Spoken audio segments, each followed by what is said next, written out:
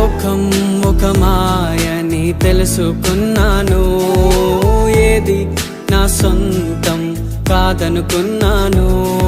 ఈ లోకం ఒక మాయని తెలుసుకున్నాను, ఏది నా సొంతం కాదనుకున్నాను.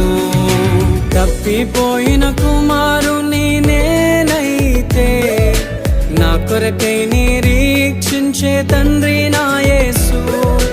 తప్పిపోయిన కుమారుని నేనైతే, నా కొరకై నిరీక్షించే తండ్రి